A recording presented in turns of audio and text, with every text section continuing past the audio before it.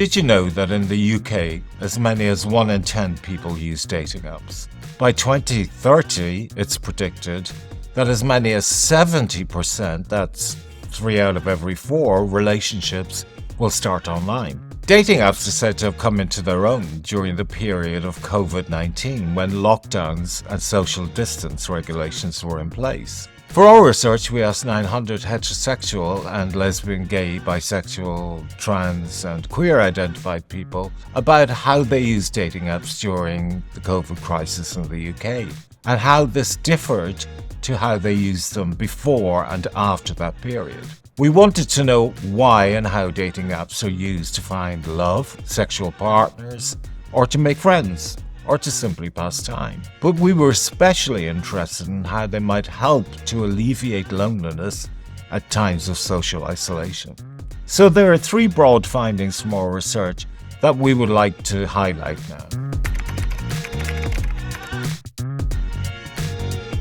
Dating apps are used for much more than dating. For example, you can use them to find true love or somebody to marry, a compatible partner, to meet for casual sex or for hookups, make friends, experiment with new relationships, to just find new ways of making social contacts with people when you just moved to a new city, or even to get insight into the best shows, clubs or concerts to go to. Some people said that they weren't even sure why they were using apps in the first place. And that's okay. Many people use dating apps just to kill time while they wait for the bus or watch TV. Some people used dating apps like a sort of game to see how many replies they could get, how many matches. They would change their profile pictures, their text, or the kind of relationship they were seeking depending on the time or the place they were doing it from.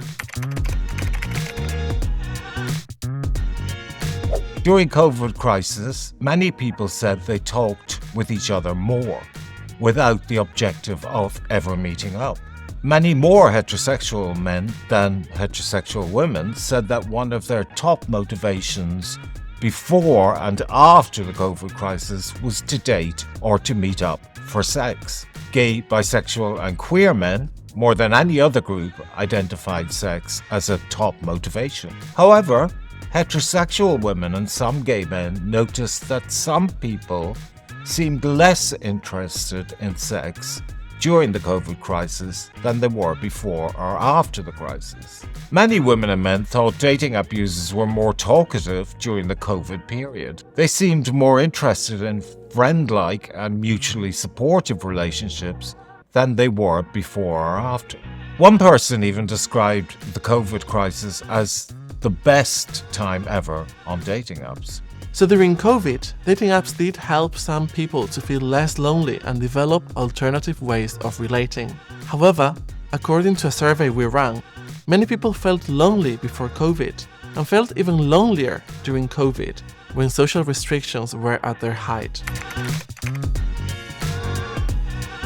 Now, there is obviously no right or wrong way to use dating apps, but some apps are designed for particular purposes. For example, to help you meet a longer-term partner, a casual relationship, a one-night stand, or just brief sex. Using apps is always a sort of conversation between users, but remember, this is limited by what the app actually allows you to do, such as sharing pictures, video calling, or sharing phone numbers.